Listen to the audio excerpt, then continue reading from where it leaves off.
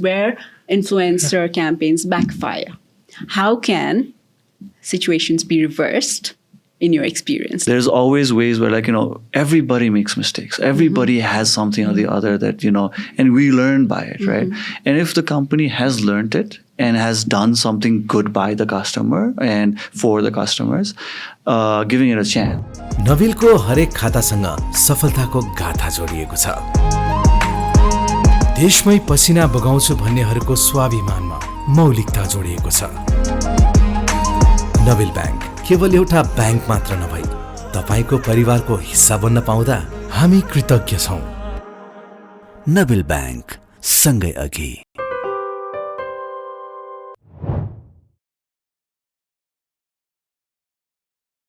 Vyasa Media Network.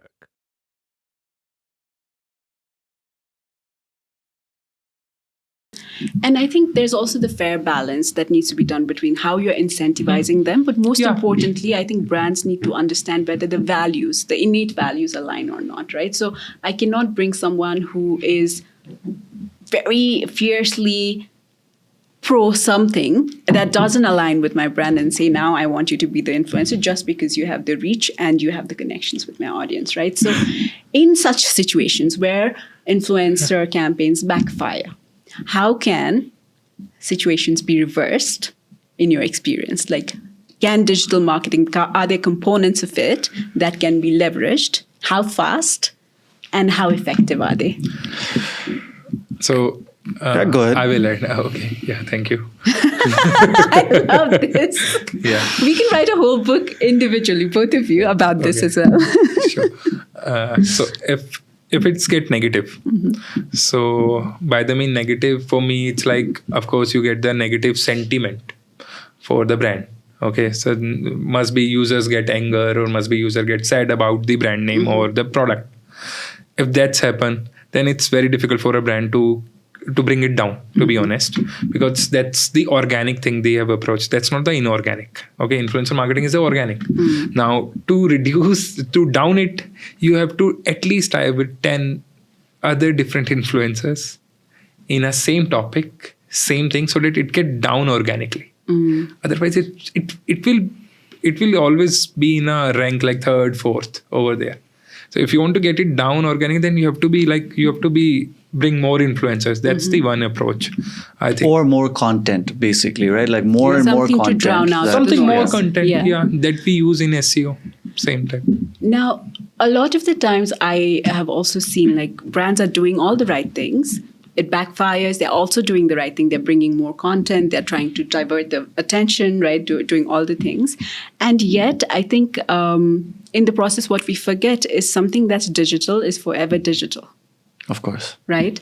So what needs to be done is not just the content, but there is the intent of doing right by their values and by the... So on this, I mean, I can think of so many case studies on this, but have you seen where, like, we in PR have been told about the Tylenol story so often? You have heard about it, right?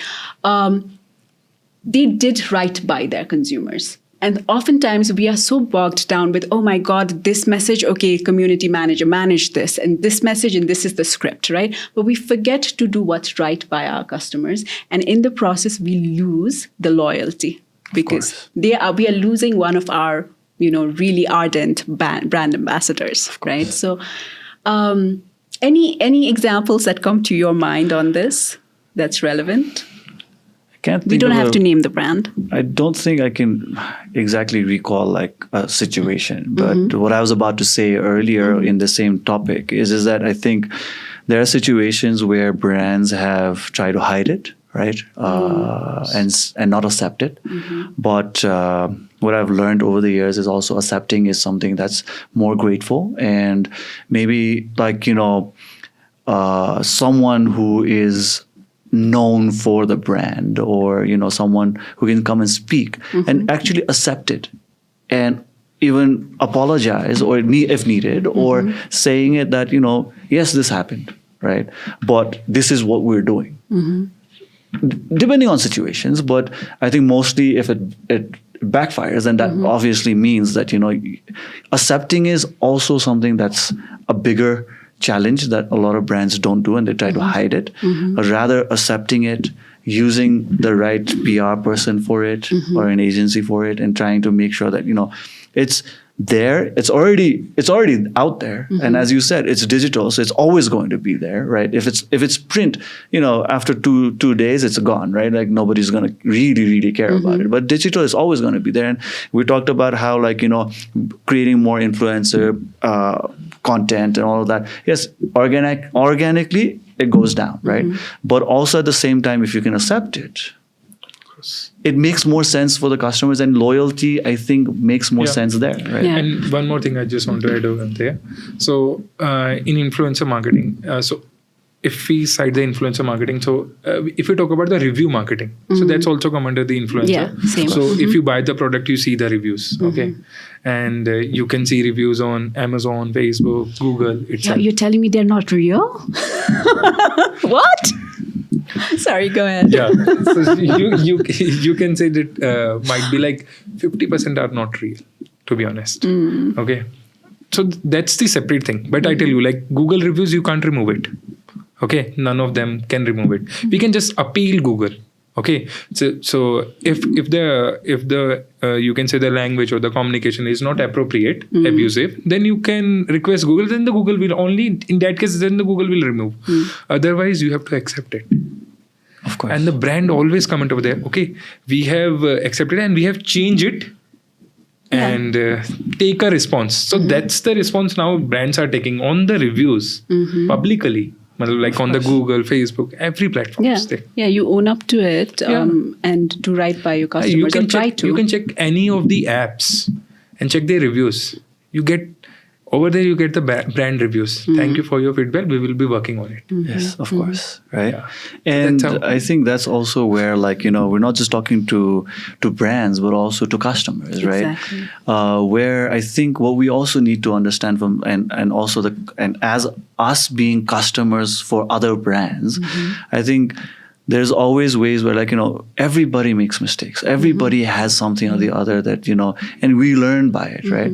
And if the company has learned it and has done something good by the customer and for the customers, giving it a chance, or you wrote a review where they definitely said that, okay, we'll take care of it. And you see that change, then help the brand by going back and writing another review that's better and saying that, I wrote this, but I am now saying that, they've done it better, right? And we've seen that happen in one of the companies I was working with when I was in Thailand.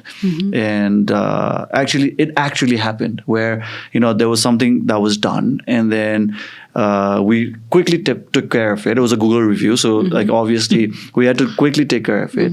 And I think after 2 weeks, she came back and she wrote another review, which made it better, right? So that's where I see an example, right? Yeah.